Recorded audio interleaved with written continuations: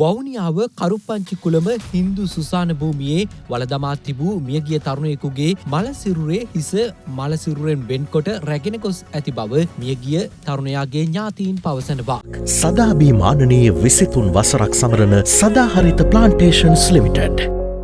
ඔවුන් ප්‍රකාශ කළේ මීට මාස 3කට පමණ පෙර හානිකරගත් 33 හැවරදී තම ඥාතියාගේ මල සිරුරේ හිස කඳින් වෙන් කරගෙන කිසියම් පිරිසක් රැගෙන ගොස් ඇති බවයි. අදාළ සුසාන භූමියේ වෙනත් මල සිරුරක් භූමිදාන කිරීමට ගිය අවස්ථාවේ සුසාන භූමිය තුල දුර්ගන්ධයක් හමා ඇති අතර එහිදී ප්‍රදේශවාසීන් විසින් සුසාන භූමිය පරීක්ෂා කර තිබෙනවා. එහිදී වලදමා තිබූ මල සිරුරේ හිස කඳින් වෙන්කොට රැගෙන ගොස් ඇති බවට ඔවුන් නිරීක්ෂණය කර ඇති බවයි මියගිය තරුණයාගේ ඥාතීන් ප්‍රකාශ කළේ. සිද්ධිය සම්බන්ධයෙන් ඔවුන් වවුනියාව පොලිසිය දැනුවත් කොට තිබෙනවා. මල සිරුරේ හිස කිසියම් පිරිසක් රැගෙන ගොස් ඇති බවට සැක කරන බවත් ඒ සම්බන්ධයෙන් සාධාරණ පරීක්ෂණයක් පවත්වන ලෙසත් මියගිය තරුණයාගේ ஞாතීන් ඉල්ලීමක් කරනවා. பிரத்தம் வதிப்புடம் நாங்கள் வதிப்புடம் கொண்ட நாங்கள் மாரம்பகுளத்தில் தான் என் புள்ள பிறப்பிடமும் வளப்பிடமும் மாரம்பகுளமாக தான் இருந்தது.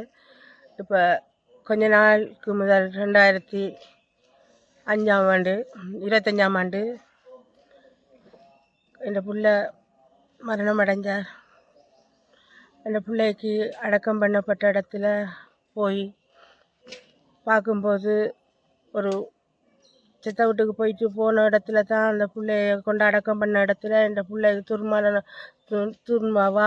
வாடை அடிக்குதுன்னு சொல்லி அந்த இடத்த போய் பார்க்கும்போது என்ன மணக்குதுன்னு சொல்லி அந்த புதக்குழியை பார்க்கும்போது என் பிள்ளையோட புதக்குழியை கிண்டி என் பிள்ளைய எடுத்து தலையை துண்டாடி தலையை மட்டும் எடுத்து போட்டு அதை அப்படியே போட்டுட்டு அதை தாக்கவும் இல்லை ஒன்றும் இல்லை அதை அப்படியே போட்டுட்டு போயிட்டாங்க.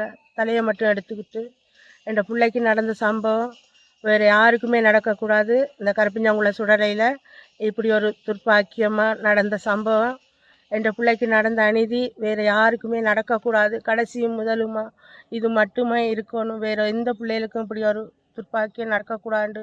மிக தாழ்மையுடன் கேட்குறேன். இதுக்கு நடவடிக்கை எடுக்குமாறு உரிய நடவடிக்கை எடுக்குமாறு அதிகாரிகளையும் கேட்குறேன். போலீஸ் அதிகாரிகளும் ரிப்போர்ட்டர்களையும் கேட்குறேன். இது என் பிள்ளைக்கு நடந்த அநீதி வேறு ஒரு ஆட்களுக்கு நடக்கக்கூடாது மிக தாழ்மையுடன் கேட்டு நிறைவு செய்யும்.